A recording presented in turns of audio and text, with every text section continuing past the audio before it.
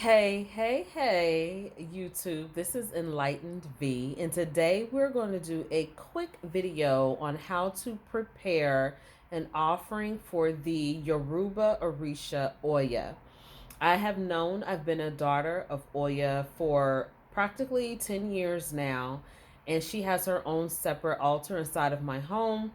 And now that I've overcome some really challenging things from 2024, I now feel mentally, emotionally, and spiritually prepared to work with her again with giving 100% my intention, my attention, and my energy.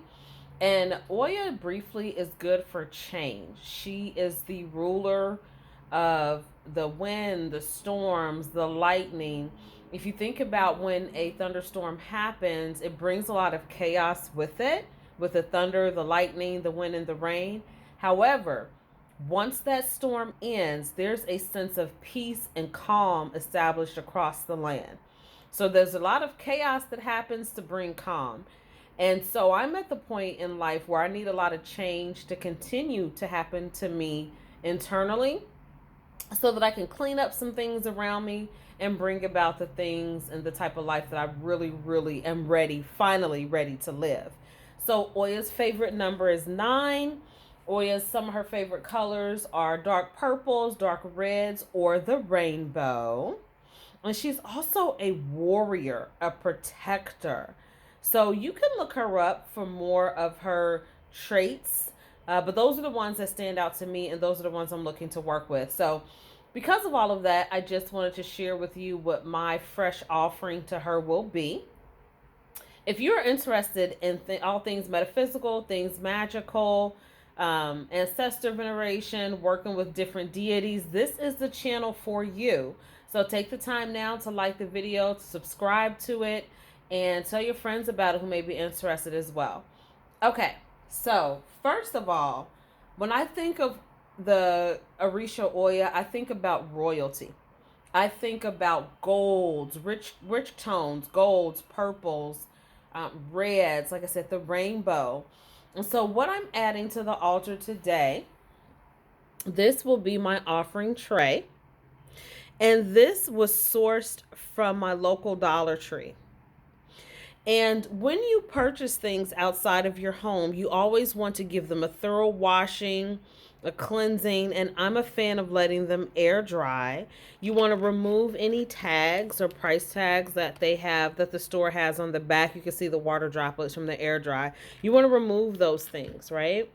And then you want to complete a complete cleansing of it, which I will share in the next video or another video, but I just want to show you quickly my offering.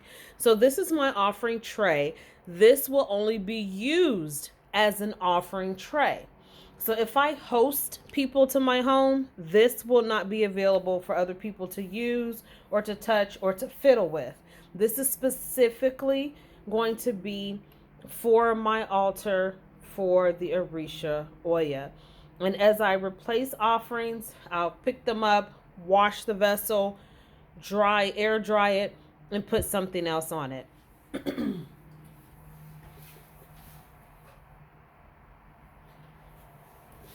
So again, when you think about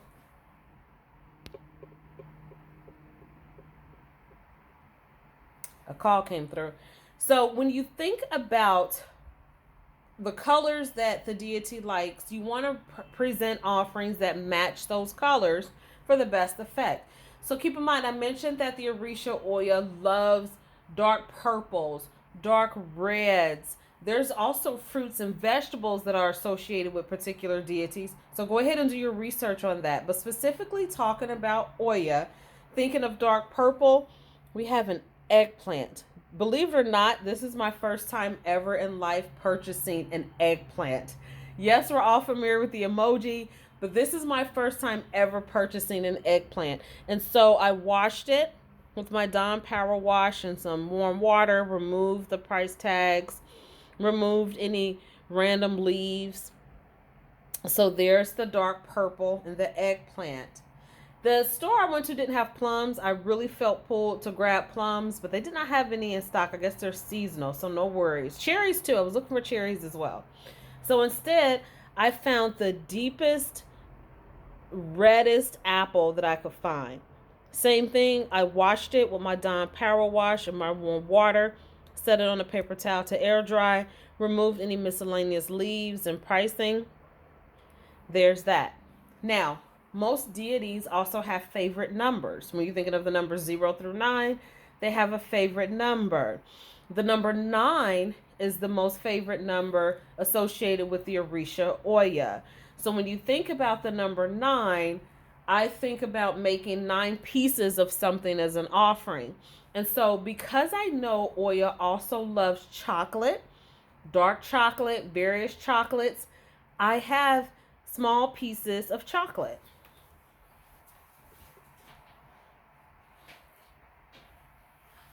So keeping in mind the gold theme, the royalty, part nostalgia for me, these are Rolos.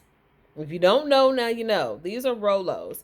So I have 9 pieces of Rolos wrapped in the gold foil, which again is symbolic for me for royalty and symbolism. I have 9 pieces of Rolos to add to my offering tray. And you can position them however you would like. This is just me, what I'm doing now. And quite honestly, by the time I place the offering, all these things might be moved around. This is just for instructional purposes of the video.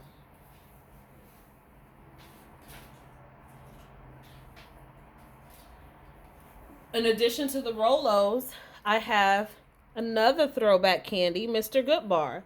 So I have 9 pieces of Mr. Goodbar. So this is a dark chocolate with peanuts. And a lot of times when I'm going to source items for an offering, I might have an idea about something that I want. But while I'm shopping, if I get pulled towards a certain aisle or a certain item, I grab that item too. Because I like to think that's spirit talking to me and guiding me on what to purchase this time around. Now, this doesn't mean that the next time I make an offering tray that I'm going to have these exact items on here, because it just depends on what spirit's pulling me to do at that moment. So, oh, one more thing. I also purchased a new wine glass. Because something else that the Orisha Oya enjoys is wine, right?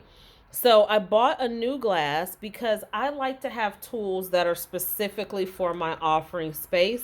And so I make it a practice not to mix the items that I use at home with items that I use for my offerings. Not saying that you can't do that. You do what you can, why you can do it, and then you do something different or something better. And for me, I just like to always have separate utensils, glasses, mugs for my offerings. So again, all of these things, well, except for the apple and the eggplant, of course, I got from a grocery store, Meyer to be specific.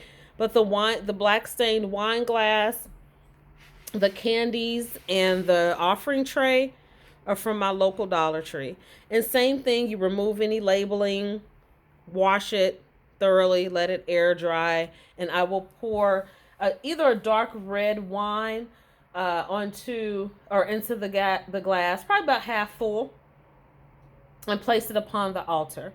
So this is just a quick idea, informational, on how you can place offerings. And your container doesn't have to be this big, but the Orisha Oya actually has a 3-shelf glass table in my home.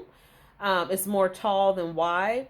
And so I have the space to have an offering of this size, to have a glass, of this size, and still have space for whatever workings or practice or magic or ritual that I place upon the altar.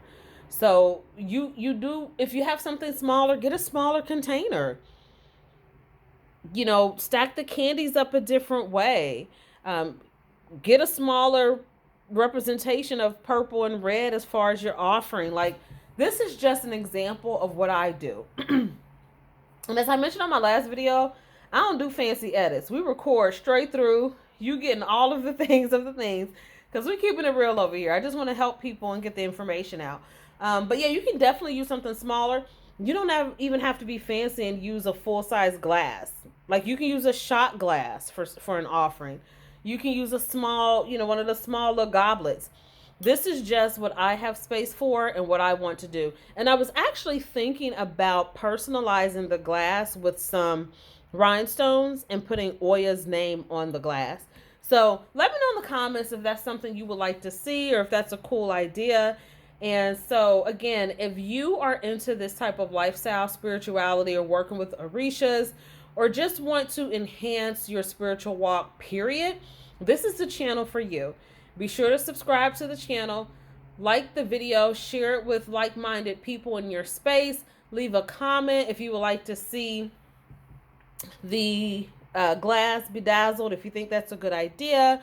If you have any questions about the tray, and it's plastic, about the tray, about the candies, about the fruit, the vegetables, or anything that is spiritually minded, leave it down in the comments. I'll read it. And if appropriate, we'll make a video response for that.